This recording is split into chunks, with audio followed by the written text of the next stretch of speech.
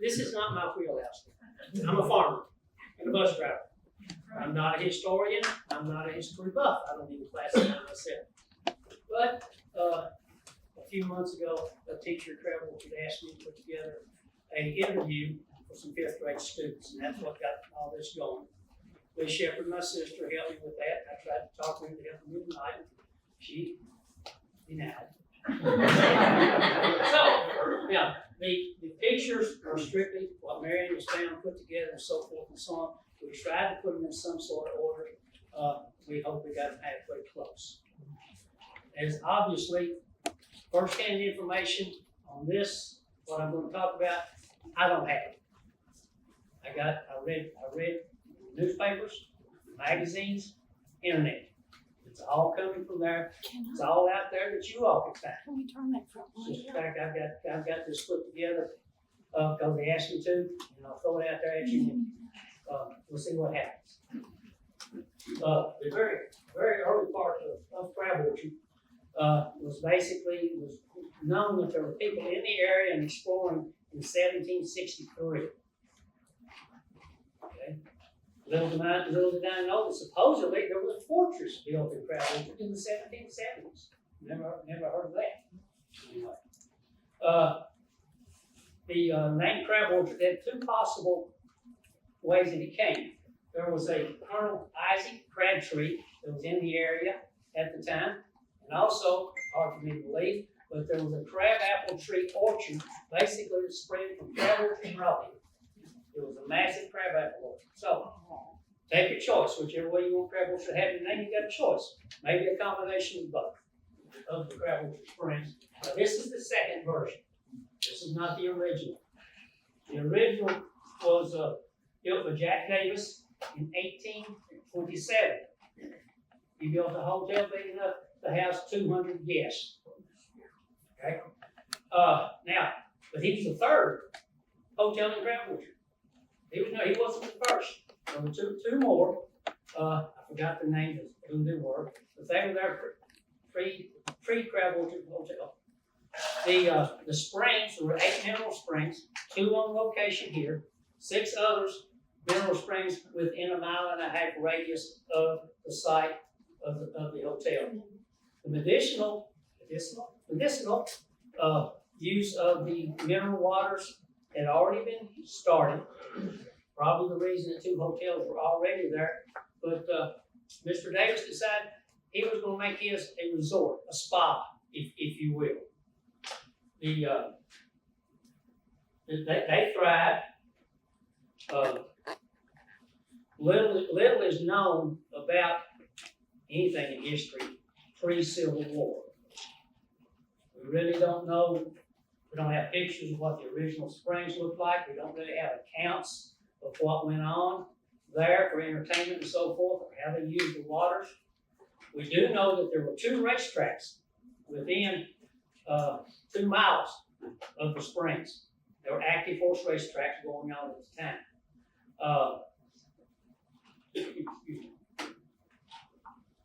Now, the original springs stood until 1871, and it burned. That's then Isaac Shelby Jr. bought the property and rebuilt the springs. He built a brick building, which you can see here. The one on the left, I believe, is maybe the one in the back out there in the main building. But anyway, he built a 250-room hotel. Could easily accommodate 700 guests at a time. He had steam heat and gas lights, which was a big deal in that time period. There was another portion, again, I'm not sure of which one, but they call it Calico Road. It was a building with a set of rooms that where the unmarried ladies stayed. They were separated over into that area. It's called Calico Road. And of course, it was large horse stables. That was the way of transportation at that time period, to move around in small areas. The springs provided many different activities. There was a swimming pool, let me back up. This is a promotional picture that was made to advertise the Springs. The Springs was only open 4 months a year. June, July, August, and September. But you can read across the bottom, the board per month for the season was $50 per month for board. I have no idea what charge for the rooms. I really don't. I haven't seen a number like that. $12 per week for June and September, $17.50 per week, or $60 per month for June, July, or August. Children in service stay for half price.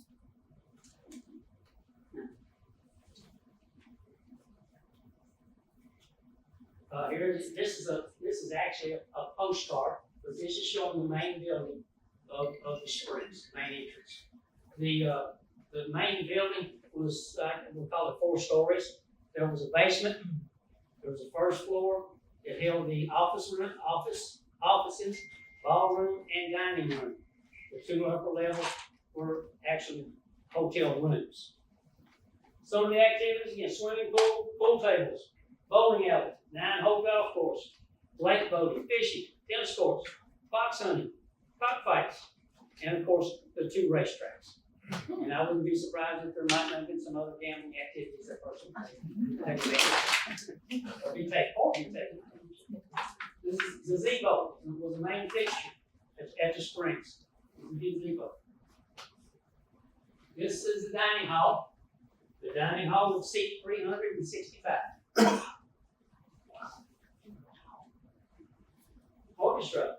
They had live music for your noon meal and also for your supper. At times they had live music on the lawn where people were relaxing on porches, out in the shade trees, doing whatever that they could find to do. So this is a quartet in 1896. There. Here we have this. It's just the same. You see, there's plenty of shade trees, plenty of room to walk, all kinds of benches and stuff for people to relax in. You could enjoy yourself. This was a spa. This was a getaway. And also had the porches. Boating on the lakes, golf course, polo team. They had polo matches there. Maybe I'm assuming that the guests had polo matches amongst themselves. I don't really know about that, but I do know polo was involved. And there's your pool.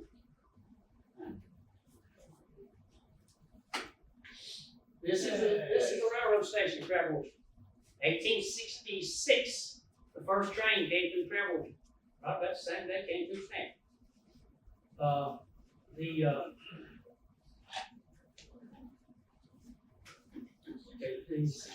There was a minimum of 4 stops per day by the railroad to let off passengers in Travelers.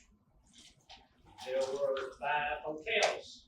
We had the Springs, we had the Fish Hotel, Guest Tavern, which I'll show you a picture of that in a while. There was a motel on Lancaster Street, Dripping Springs, and then I think there was another one somewhere else, but again, I don't know the details of it. But anyway, if you had booked into the Springs, you would be picked up at the railroad station in a horse and carriage. Right, dressed to the hilt, carriage was made to the hilt, brass band shell, right? They had brass bands that played for your entry into the Springs. It was a big deal, folks. I mean, it was luxurious of the day. Back up. I forgot it. Prior to the Civil War, most all of the people that came to the Springs came out of the South, especially out of New Orleans. The plantation owners would plant their crops, go to the Springs and spend the summer, go back home, and oversee the harvest of the crops. So there was a whole lot of money that came from the South into there. Now,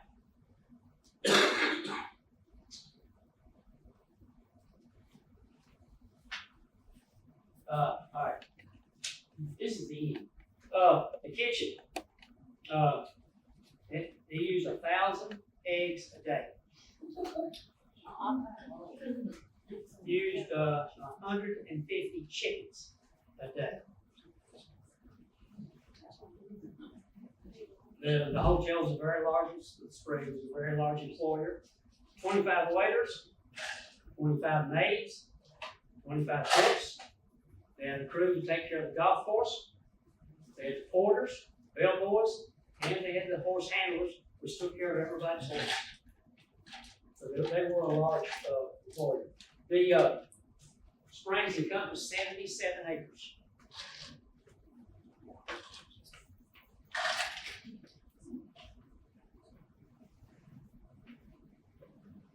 Okay, in 1897, Joseph Willis took over the springs and ran until 1922. That's when he officially left the springs. Others moved in and tried to make it at the springs. They failed. They did not have the clientele of the past. They didn't have the money coming out of the South from the past. Pharmaceutical companies had started. They were now making medicines. You didn't have to go to a mineral spring to get your relief. The car, roads, just the springs had outlived its notoriety. But it had a 100-year run. It's not too bad. After 22, there were other people who stepped in and tried to work with the springs, so they never did really make a real good go of it. I do know that up in the 30s, they still had dances. Let's see now. Somebody took John White from Crab Orchard Cook there. I know a gentleman named Bill Wright, who was a longtime family friend. He helped take care of the horses. J.B. Messer, they watch you the horses. Managed the stable. Managed Even the after the stables. fire, people still supported their horses there. The main building is what burnt in 39. Okay. Shortly thereafter, the other buildings, the stables, and the other buildings burnt as well. Rumor has it that it was all due to arson. Don't know that for a fact, but that is a common rumor. Right before it burnt in 39, the spa had closed. And the Lincoln County Board of Education had renovated some rooms to make a school. As I read somewhere 1 month later, it burned. Prior to this, though, the schools were held at the springs and other places in Crab Orchard during the off season.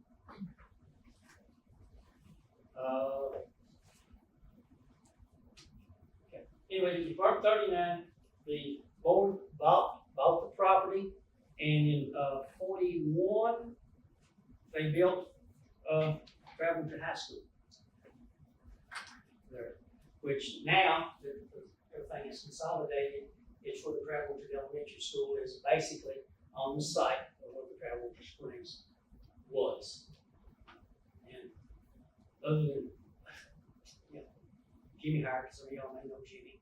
He went to school in Crab Orchard. He told me that there were a couple of occasions that when you're walking through the grass, you'd find a golf ball. But now, I'm in the right place. All right, now we're going to move down the street. Okay, see if I can do this. Springs, of course, is up here in the upper part of the picture. Well, over here, you have it shows a race course. This is an 1879 map made by an insurance company, Beers and somebody, I'm not exactly sure who it was. Beers and Lincoln. It's a quite well-known picture. Anyway, this came to be Spring Hill Race Course. Okay, the first mention that I've heard of this in my research was that in 1817, a young man named Henry Ferris attended a race at a location that came to be Spring Hill Race Course. Okay, now that's all I know about that. I'm gonna assume that they ran around the bottom of the hill, just like they did out at the Whitney House. Having been one time part owner of Sportsman's Hill, and now owner of Spring Hill, I've been knowing the lay of the ground, that is plausible. That's what they did. Because in later years, around 1835, Henry Ferris bought this piece of property. He built a house in 1835 right up to here. It says in 1836, he laid out a race course.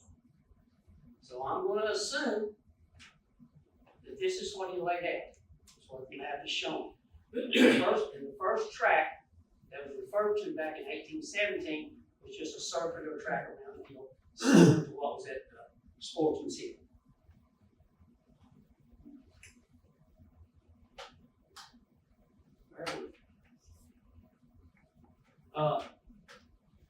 This was the Wilderness Road coming through here. It was right straight through here. Okay, you remember I mentioned the gas tavern? That was the house that he built. In later date, it turned into a tavern, which is what we would call a bed and breakfast.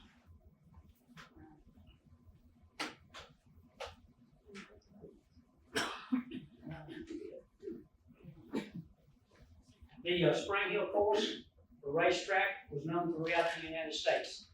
There have been articles found in the New York newspapers, Chicago newspapers, New Orleans, all over the United States. There have been at point in time reference to Spring Hill Race Course. It's located there in Crabwell. Horses came from all over, Lexington, Louisville, New Orleans, just from everywhere to come. I'm going to say it this way: this is a place to race.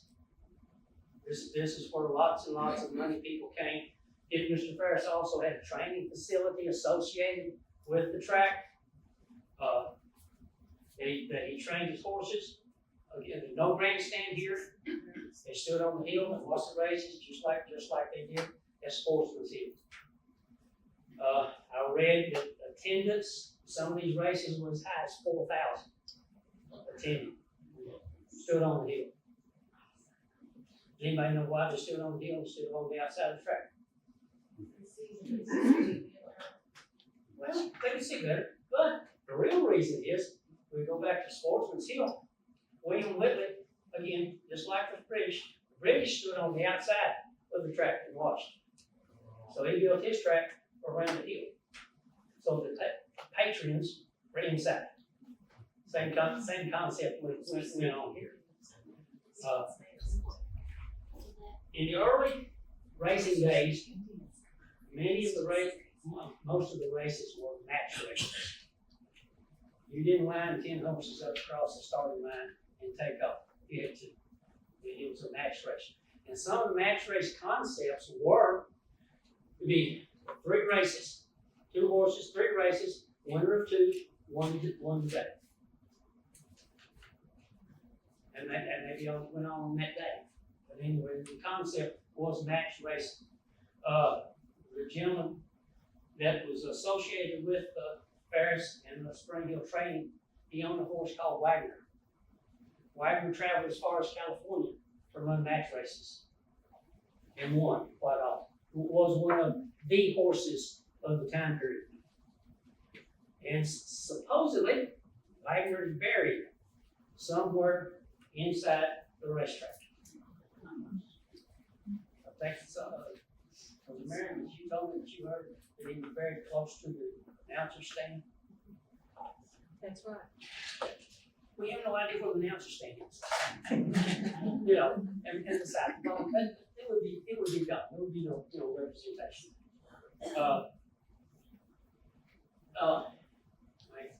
In building this track, laying it out, in this area right here, there was a swag in the ground. So Mr. Ferris had to build it up. There was another one approximately here that he had to build up. And to my surprise, the first time I did it was about a week or so ago, I measured the distance across those fillings, only 24 feet. So again, different type of racing back then than what we have now. Because you can't get too many horses in 24 feet wide. You know, have no idea about the other layout of the track and width. But I do know that those two locations, it's only 24 feet wide.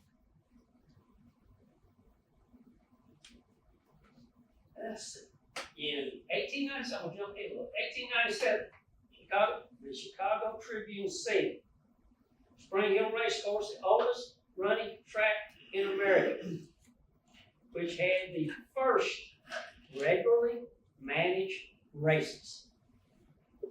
You can tell me what that means for both now. I mean, really, I don't know what a regular managed race is today. You know, you go to Kingdom or whatever. I've never been, by the way. On two racetracks, I've never been to a horse race. But anyhow, so it was known. It was known. They had two meets, one spring and fall. Mr. Ferris trained some mighty impressive horses. Josh Bell was a horse that he trained. It was the first thoroughbred ever sold for $4,000. Trained and traveled. Josh Bell was another horse that he trained. First horse to run the mile under a minute 45.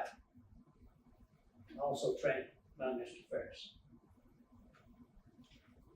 Now, somewhere along the line, again, I do not have a starting date, but the powers that be in the racing industry decided that we need a championship horse race.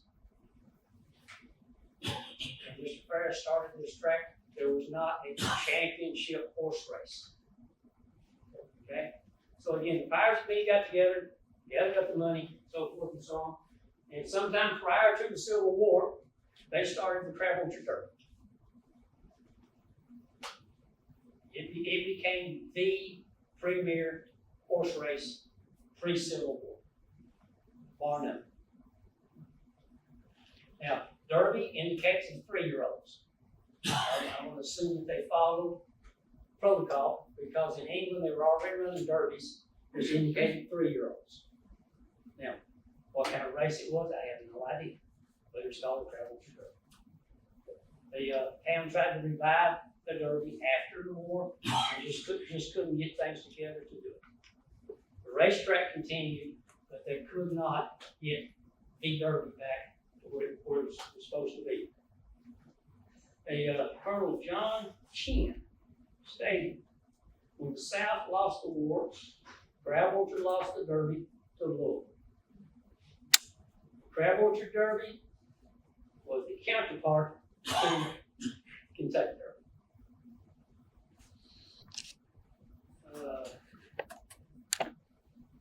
1800s horse racing timeline. 1844, Kentucky's Crab Orchard meet. September 11, 1844, 3-day Crab Orchard meet ran over Spring Hill Race Course. Began near Crab Orchard, Kentucky. The weather was excellent. The attendance on the day was numerous. Day 1 race at proprietor's purse of $50 with an entry fee of $10, and for 3-year-olds.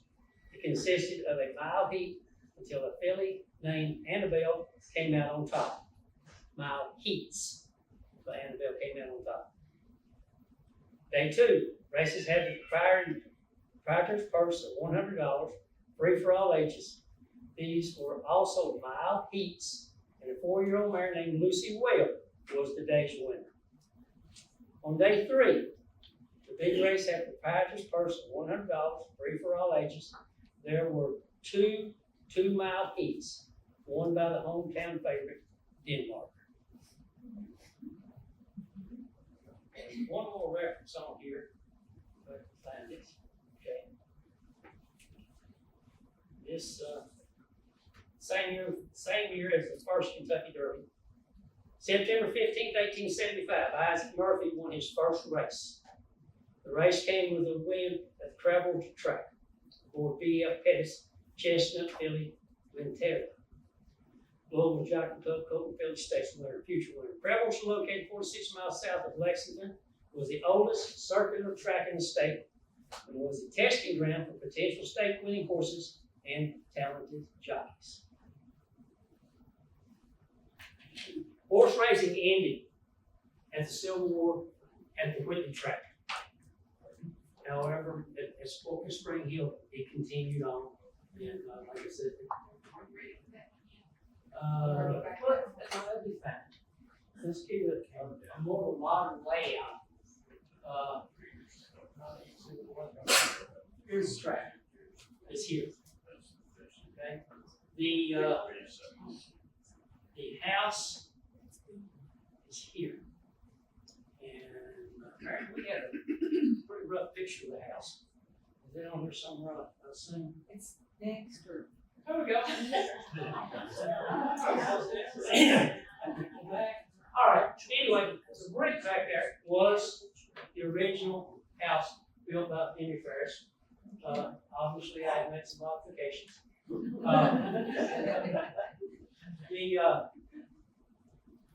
Let's see now. All right, 1830. Now, he built the house in 1835. This is a duplex. Okay. I do not know if he built one side of it, lived in it, and at a later time built the other side. I do not know. The brick laying pattern is the same. May all be done at one time or two different occasions. But anyway, this wound up being his son-in-law. After Henry died, son-in-law bought the tract and the housing, and it became Yes Tavern. And again, the Wilderness Road is right at the bottom.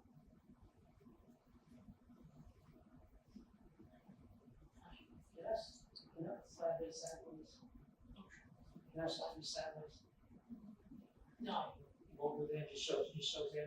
Anyway, the picture that's shown here on the screen was a full picture of the width of the house.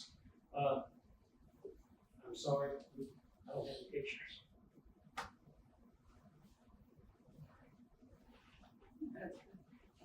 And now here's just a closer look at the racetrack and how it lays in accordance with the hill.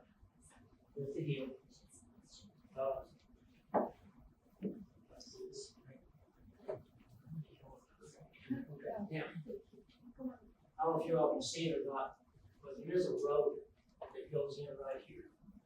Okay, this is now Scarborough Lane, I think. Is that right, Scarborough Lane? Yeah.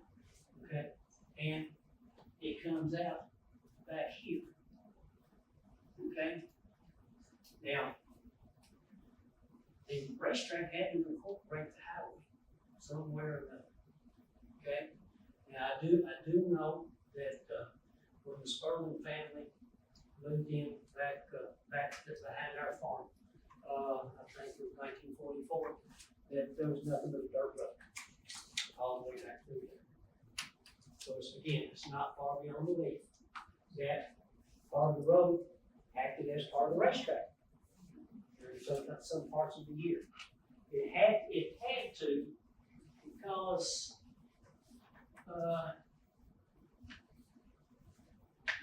in this area right here, you're going back on the left hand side of the road, you go like this. So it had to be part of the track.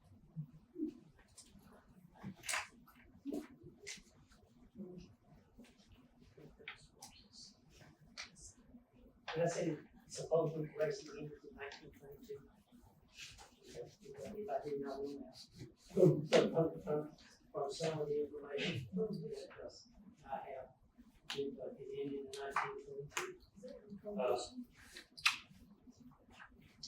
I found one of the prizes, I don't know what particular race, but one of the prizes was a coin silver set.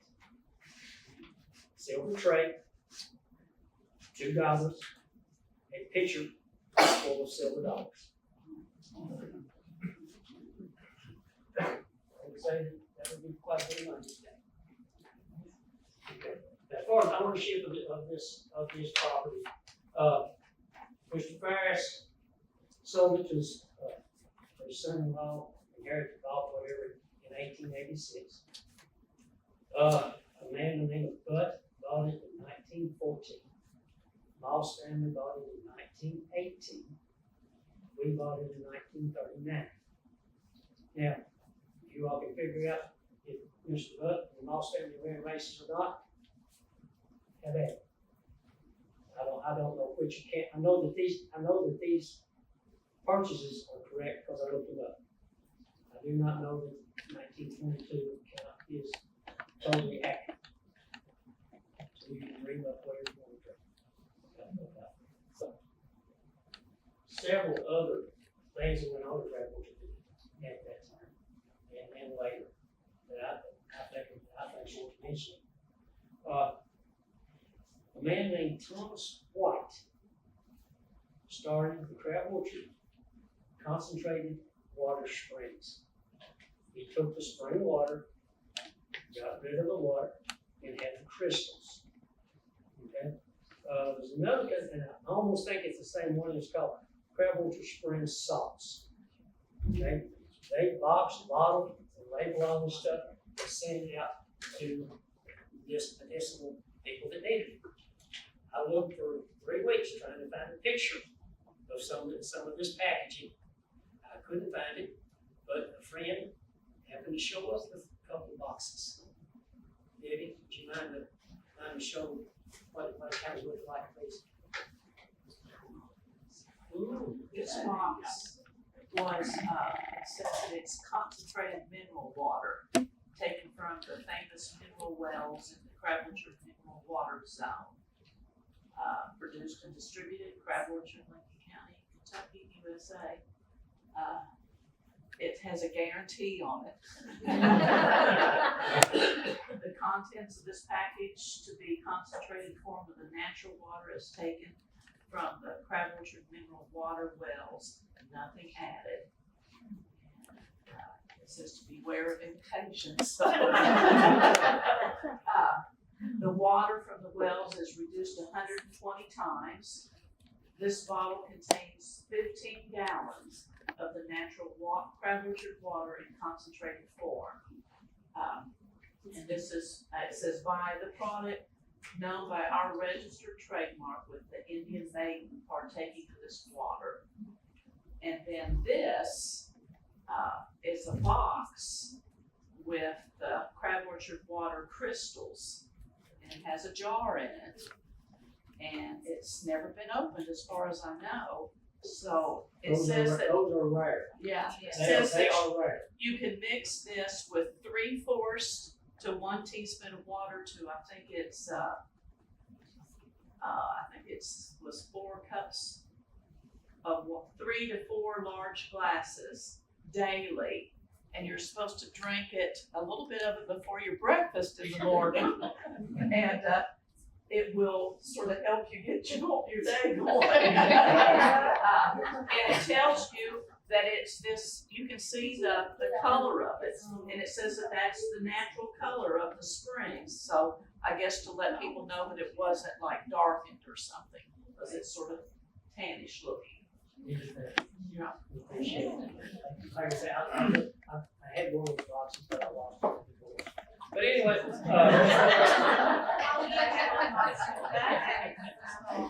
so I haven't been a collector for a long time. At one point in time, those were very, and probably still are. And I'm sure the container that is still sealed is rare, very rare. Now I gotta back up. This is the spring sealed racehorse training stables. Log bed.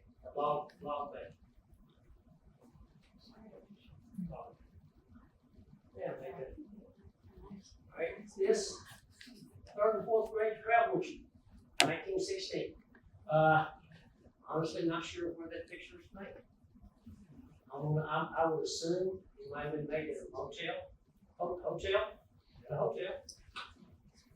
that was being used in the wintertime for classes.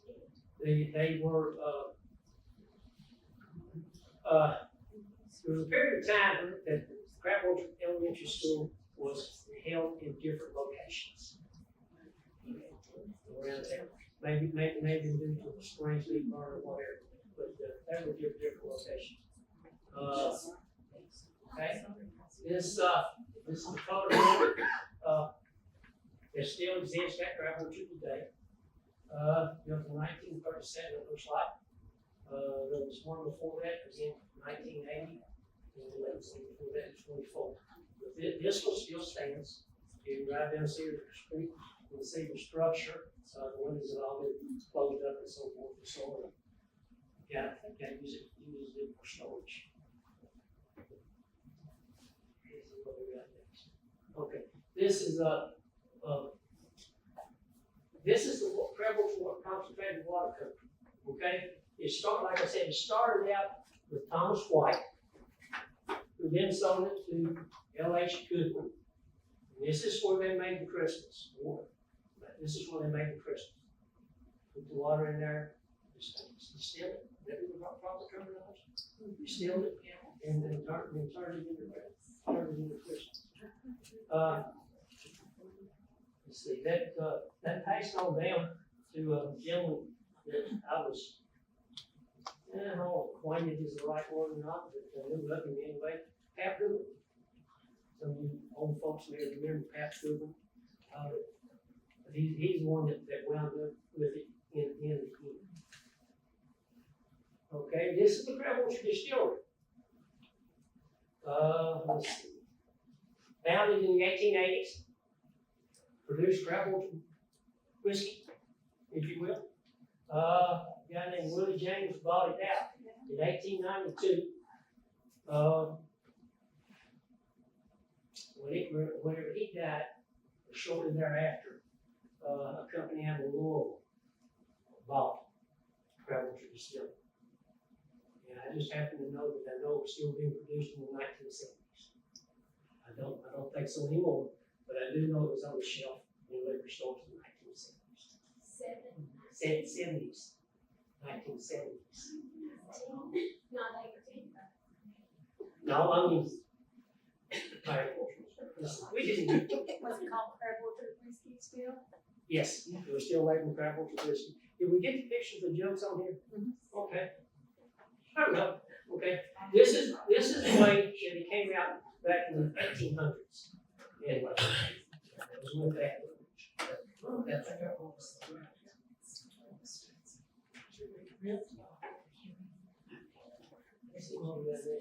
Okay.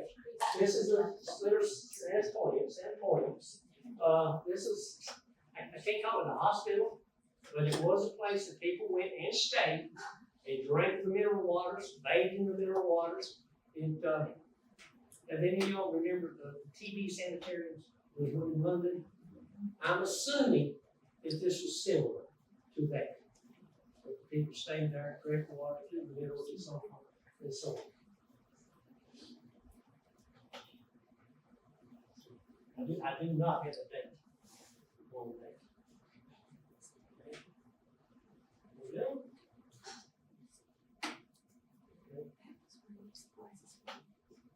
Okay. I'm not. All right. I hope y'all like it. In 1912, the Goodwin family started a bottling company. They made a soft drink and sold it. They're in the area. And there might be some soft drink bottles wandering around here and somebody jumped out. Again, that came from there.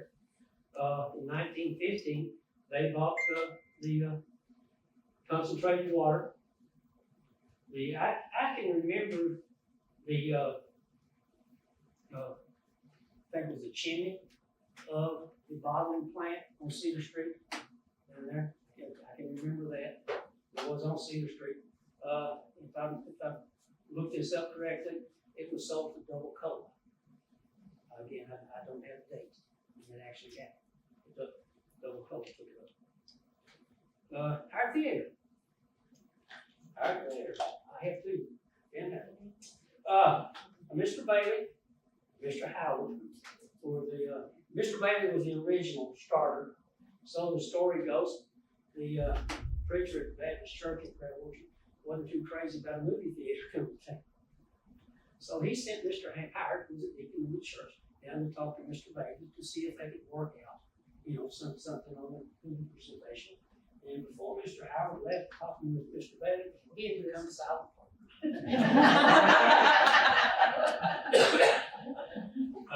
They bought the movie theater building, which is still standing, and he's been torn down, it's still standing. Bought the building for $2,500, cost them $15,000 to bring in a movie projector system. It opened in 1946. It was not too long after the opening that Mr. Howard bought Mr. Bailey out. And that's the reason for the Howard Theater. They showed theater weeknights, weekends. They have a Saturday matinee. There's always a Western. You can take 25 cents, go to the movie, get a bag of popcorn and a Coke, and see a cartoon. Anyway, the Howard Theater is showing motion pictures. Again, I don't know the exact date that they quit, but it's somewhere in the late 50s to early 60s. After that, a gentleman, I don't know where he was from, he started promoting country music shows at the Howard Theater. Had the stage, smoking and seat, the whole 9 yards. And that continued on up until the mid-60s. I'm sure you'll recognize some of the names that actually played in Crabble. Okay, Jerry Lee Lewis, Loretta Lynn, the Osmond Brothers, Bill Monroe, Conway Twitty, and the youngest performer ever, John Michael Montgomery. He was fat. Okay, we talked about the railroad. Came in 1866. The last passenger train went through in 1958. And I can give first-hand account, because I got it right. 6 years old. Lucky. My aunt, was it Newman took us, right? Or did you go? Did you go? I think my Uncle Newman took us, some other nieces and nephews, and Martha Wallace picked us up in Mount Vernon. We got to ride on the last passenger. The last freight train came through in 1987. First postmaster, 1815. The Travelers was incorporated as a city in 1849. One of the worst tragedies that could have happened, 1845, 26 houses burned to the ground.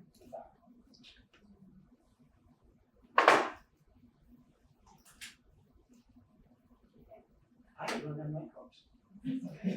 And obviously I've run out of pictures. I might be opening myself up here, a can of worms that I can't close. Does anybody have any questions? Yes, sir.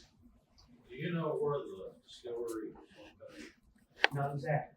No, sir, I do not. Cedar Street was a popular location for that.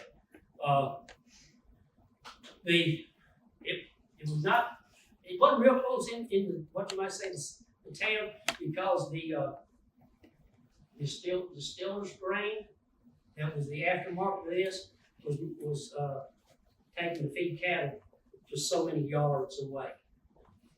So it probably wasn't too much of a populated area. Yes, sir. I think it was close to where 643 hits, is it 17th Avenue? Again, I've seen on the map, I think. Okay. Okay. Okay. Good information. Yeah. Didn't you tell me that a jockey that had been trained at the Springs had won the Kentucky Derby? Yes, the guy that I mentioned in the reading. I think that is correct. Now, from what I can understand, he wasn't the only one that came to Travel to train. They had a first class training facility for thoroughbred horses and riders.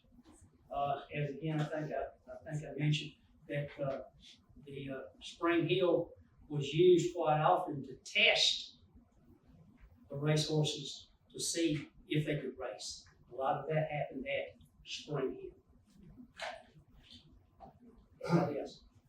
Marshall, everybody says Jesse James and Frank race horses, but I interviewed Eric James with a relative of the brothers, and supposedly, well, they wouldn't have been, they couldn't have said who they were, but they supposedly raced at that racetrack. I mean, I just did what he told me. That's a lot of, it is a lot of the same information that I Have you ever heard that? No, yes, I have. Okay, I'm just saying, but, you know, nobody will ever be able to prove it, or they were running from law, I mean, but, That's right. you know, but I'm just saying, that was a pretty big race track in the day. It was a big deal. Yeah, It was a big deal in the state. But Morgan Raiders? Yes. Morgan Raiders, they stayed in the Springs. Yeah, John Hotmore, he used to, him and his military group used to stay there before the Civil War started. Right. They come from Blackstone, come down and show off with the women.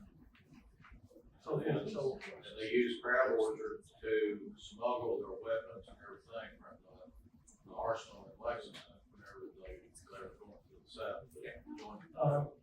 there was a governor's ball held at Crowd at Springs. Y'all got a minute? Yes.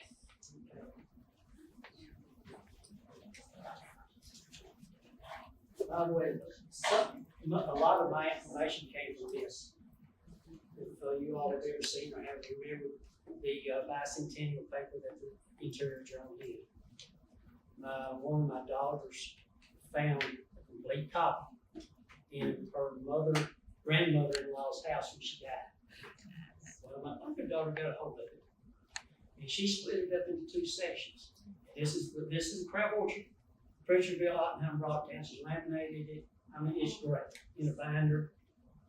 And at home, I've got the rest of it that's done the same way. A lot of history. There's a lot of stuff here. I should have said this at the beginning. The IJ, Courier Journal,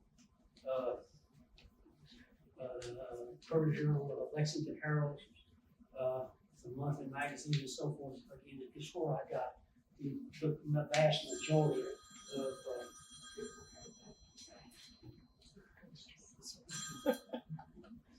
I'm sorry. But anyway, what I was going to try to do here.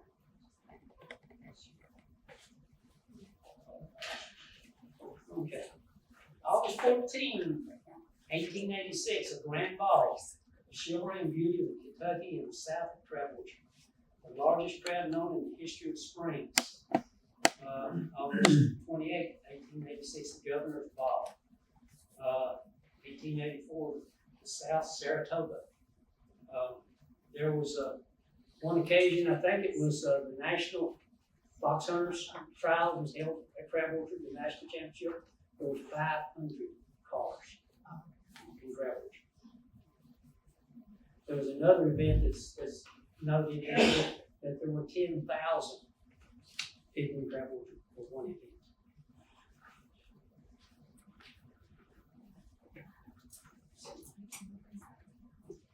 Menu: chicken soup with okras, baked lake salmon, port wine with port wine sauce, boil of lamb, caper sauce, roast sorghum beef, spring lamb, green peas, domestic duck, fillet of beef with mushrooms, chicken pie, pineapple fritters, brandy sauce, golden ham, sliced tomatoes, tongue, salmon salad, mashed potatoes, stewed tomatoes, fruit corn, lima beans, okra, pudding, brandy sauce, peach pie, potato custard pie, some kind of biscuit, jelly happy moons, fruit cake. And I would imagine that this was not an out of the ordinary serving. I would think it was a kind of a regular type deal. Yes, sir. I know that early 1900s that there's a lot of that trotters and patients were a lot of things going on. Were there any you know, if there's circuit ran in Crab Orchard or that? No, I have no knowledge. That does not mean it didn't exist. I've heard my dad talk about it, and in fact, they did in early 1900s. Maybe well it did. Yes, I never did hear it, and I heard it in Lexington, but I knew that there was, you know, there was real popular at that time. Honestly, I have no idea. I'm sorry. No, I just wanted to hear Going once. So let's start over here. anybody still using spring water? It's still accessible. Yes, the springs, I'm sure they are still, I know Dripping Springs is still, and I've been over by there. When we, I was on the board to put the park into the trail, which is on the right hand side of the school. There was a spring that we found down in the back, in the back end of there. The others, I'm not really sure, but I would imagine so. Just, Well, I gotta say, I definitely enjoyed the presentation and everything. I definitely learned a lot of neat stuff. I do wanna say though, you are right about the railroad around the same time and everything. That was part of the Louisville and Nashville's Lebanon branch, which ran from Lebanon Junction to the sinks down in Mount Vernon and everything. So, yeah. when the railroad came through, that was a very popular way of travel for the rich. Some of them even had their own car. And there was a siding at Crabbridge that if you came in your own rail car and you wanted to stay, they would switch you over on the siding. So there was a place that could happen. I believe it, I'm pretty sure. Yes, ma'am. Did your family ever live in that house? Yes, they lived there whenever they shut it. I don't know how long before or how long after, but they did live there at that time. We had moved to a house up the street whenever I was there. I remember tenants. We had tenant farms. I remember tenants living in that house in the '60s. Shortly after that, just because of deterioration, we turned it into a storage. Did it look like it was a real fancy house for you to work, or any indications of anything? Not particularly. I have a little bit of woodwork that I've taken down. I've got a kid's table made out of one of the doors that was there, but I don't remember any fancy cut. The handrails going up the stairs were just simply turned up. There wasn't any fancy bread on it. The knob on the end. There was, 4 or 6 fireplaces. I've got one, I got one. I got that. I had one.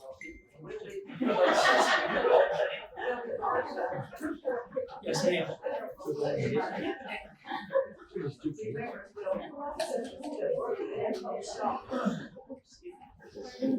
They worked at the post office here. It was, when he was going to help with the, golf course.